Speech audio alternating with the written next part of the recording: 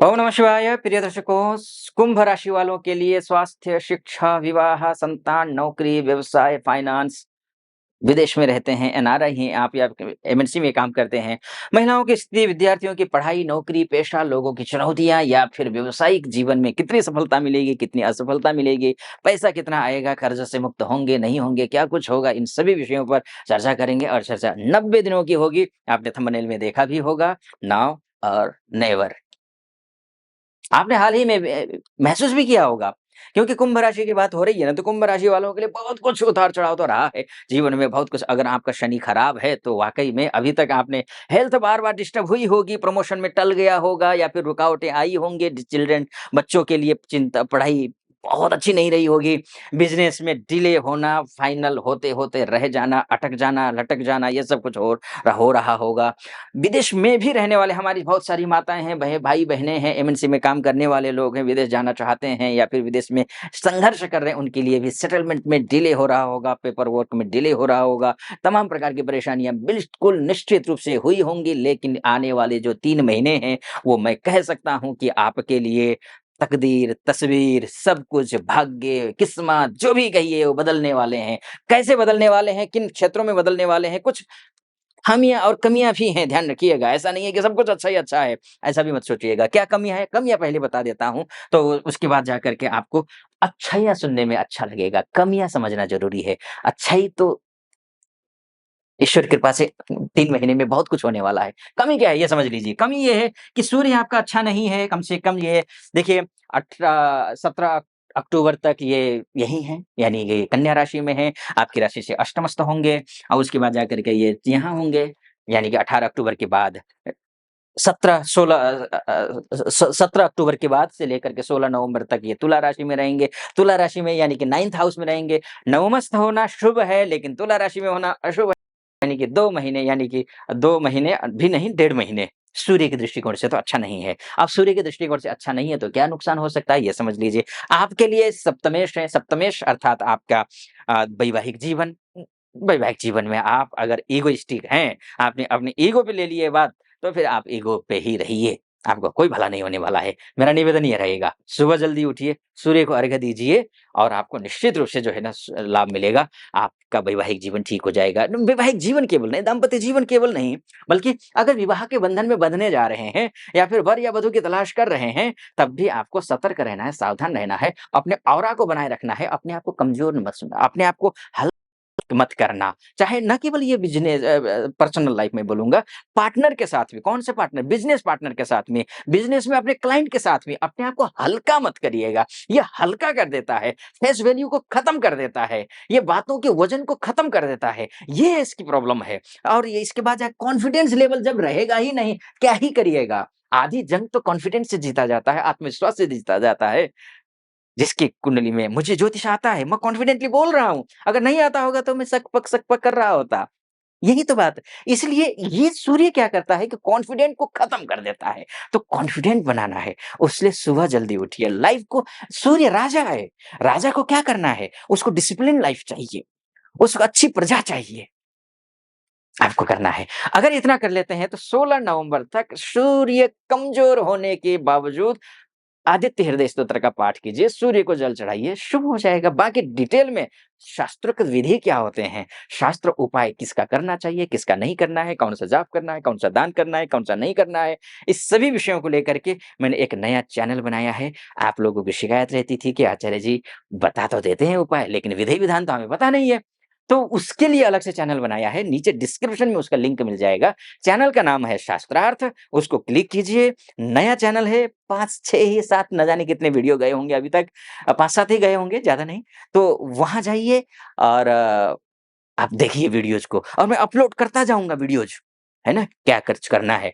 तो उसको पूरे वीडियो देखिए, चैनल को सब्सक्राइब, लाइक और कमेंट उसको भी कीजिएगा। अगर यहाँ तक पहुँचे हैं आप और पहली बार देख रहे हैं वीडियो, अभी तक अब देखते भी हैं लेकिन सब्सक्राइब नहीं किया है, तो मेरा निवेदन है सब्सक्राइब कर दीजिएगा, लाइक कर दीजिएगा और कमेंट बॉक्स में जाकर के हर हर महादेव ज़रूर लिख दीजिएगा। चलिए फिर से विषय पर लौट कर के आता हूँ। बात सूर्य की हो गई है, सूर्य से, लेकिन ध्यान रखिएगा सूर्य फिर के माध्यम से 16 नवंबर के बाद क्या?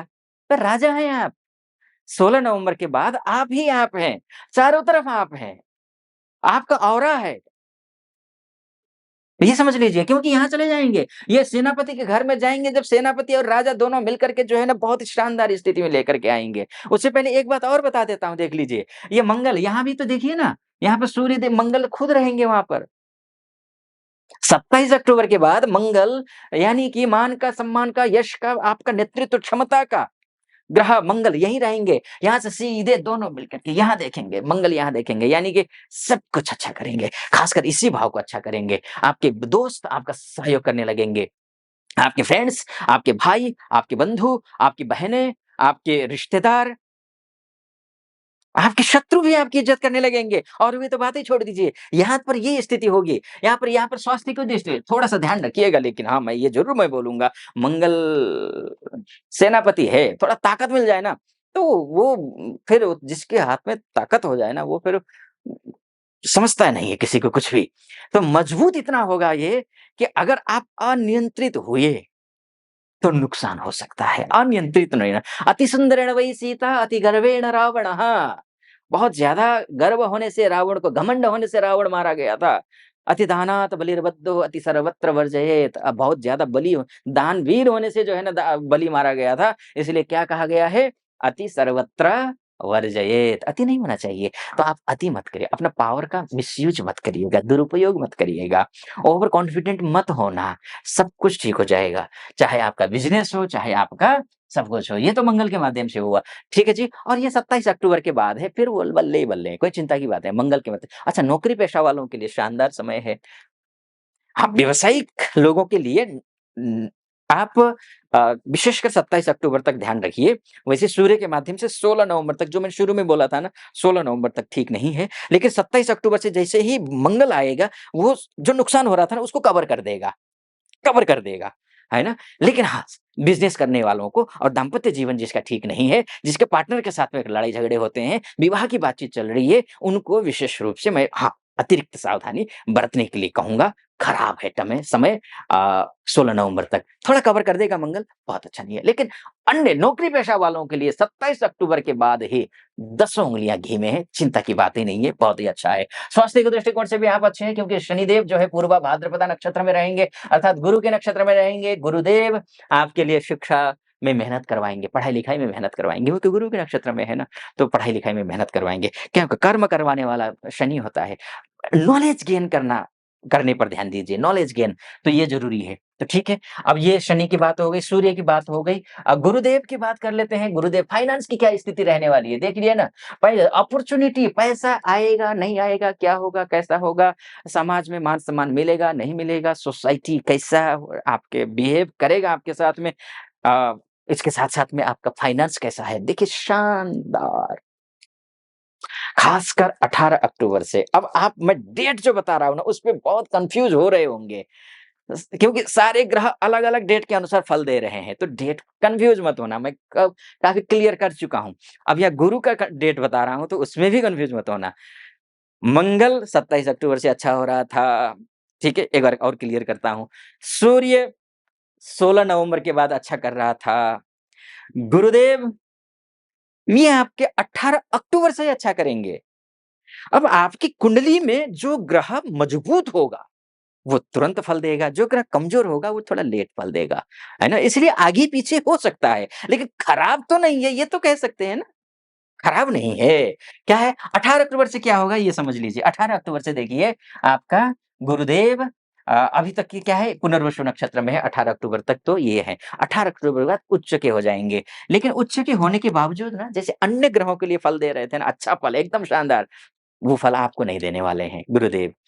अ, अष्टम में है ना, अष्टम के गुरुदेव कमज़ोर हो जाते हैं। शत्रु का भाव है, ऋण का भाव है, रोग का भाव है, व्याधियों का भाव है, चिंताओं का भाव है। यहाँ से जाकर के उच्च के हैं, मान के चलिए आप बहुत सामर्थ्यवान हैं, लेकिन प्लेटफ़ॉर्म अच्छा नहीं मिल रहा है, वही स्थिति गुरु की है, ठीक है? लेकिन हाँ, इनकी दृष्टि कहाँ है? यहाँ है, तो क्या होगा? होगा ये विदेश में रहने वालों के लिए बहुत अच्छा है, एमएनसी में काम करने वालों के लिए बहुत अच्छा है, विदेश जाना चाहने वालों के लिए अच्छा है, इन सब के लिए अच्छा है। इनकी दृष्टि कहाँ रहेगी? इनकी दृष्टि रहेगी यहाँ से लेकर के कर्म क्षेत्र में भी। खुद कमज़ोर हैं, दूसरों का उद्धार कर रहे हैं गुरुदेव, ये समझ लीजिए। खुद कमज़ोर है, नौकरी पेशा कर रहे हैं, तो चाहे आप डोमेस्टिक लेवल पे कर रहे हो, चाहे एमएनसी में कर रहे हो, आपके लिए अच्छा है। लेकिन हाँ, आपके लिए थोड़ी चिंता की बात ये है कि अगर पैसा बचाना पड़ेगा आपको, ज़्यादा से ज़्यादा पैसा बचाना पड़ेगा, क्योंकि दृष्टि है यहाँ पर, फिर भी षष्ठस्थ है, थोड़ा-सा पैसा बचाना पड़ेगा। लेकिन ख़ैर बहुत ज़्यादा लंबा हो जाएगा, इसको मैं ज़्यादा विस्तार नहीं देता हूँ। तो यहाँ तक पहुँचे आप और आपको सटीक लगा हो, सब्सक्राइब, लाइक और कमेंट कर दीजिएगा। लेकिन ध्यान रखिएगा, ये मोटा-मोटी तौर पर है, आप अपनी कुंडली आपकी कुंडली ही आपका डीएनए है। अगर आप अपनी कुंडली के बारे में चर्चा करना चाहते हैं, आप महिला हो या पुरुष हो, देश से देख रहे हो या विदेश से देख रहे हो, तो नीचे नंबर है, नीचे नंबर पर कॉल कीजिए, व्हाट्सएप कीजिए, मेरी टीम से बात कीजिए, अपॉइंटमेंट ले लीजिए। मैं स्वयं आपकी कुंडली का विस्तार से वर्णन करूँगा, विश्लेषण करूँगा। फिलहाल अनुमति दीजिए। ओम नमः शिवाय।